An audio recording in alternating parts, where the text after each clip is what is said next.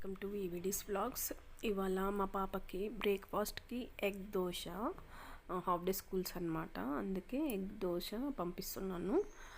దీనికోసం నేను 3 ఎగ్స్ పగలగొట్టి అందులో అల్లం వెల్లుల్లి పేస్ట్, కారం, ఉప్పు వేసాను అనమాట. ఆమ్లెట్కి ఎలా మిక్స్ చేసుకుంటామో అలాగే సేమ్.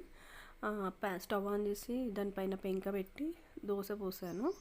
దోశ పోసిన తర్వాత కొద్దిగా ఒక ఫ్యూ మినిట్స్ దోశ కింద కాలిన తర్వాతనే పైన ఏమంటారు, ఇది ఆమ్లెట్కి కలిపినాం కదా, ఆ మిక్చర్ అనేది పోసాను అనమాట. ఇదిగోండి, ఫస్ట్ ఇలా దోశ పోసుకున్నాను. అది కొద్దిగా కాలాలి, కింద పచ్చి ఉంటుంది కదా పైన అంతా, ఆ పైన పచ్చిదనం అనేది కొద్దిగా పోవాలన్నమాట.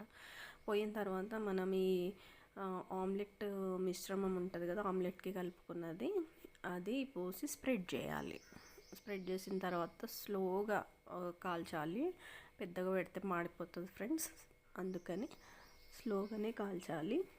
సిమ్లో పెట్టి, మరీ సిమ్లో పెట్టొద్దు, కొద్దిగా ఎక్కువ పెట్టాలి.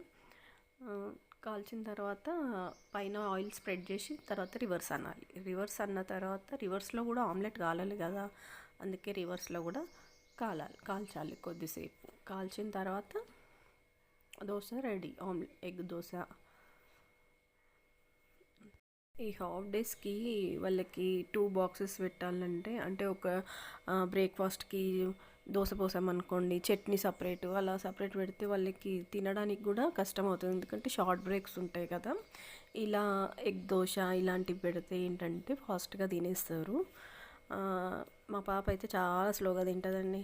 అసలు బాక్స్లో పెట్టి తను తింటుందో లేదో అని కూడా డౌట్ వస్తుంది. అంటే తనకి ఇష్టమైందే ఎగ్ దోశ, తింటుందనే ఎక్స్పెక్ట్ చేస్తున్నాను అండి. ఇంకో దోశ పోస్తున్నాను, ఇది సెకండ్ వన్. తనకి ఫస్ట్ కొద్దిగా ఒక స్మాల్ సైజ్ దోశ పోసాను కదా, అది ఇచ్చాను ఫస్ట్. తర్వాత బాక్స్లో 2 పెట్టేశాను.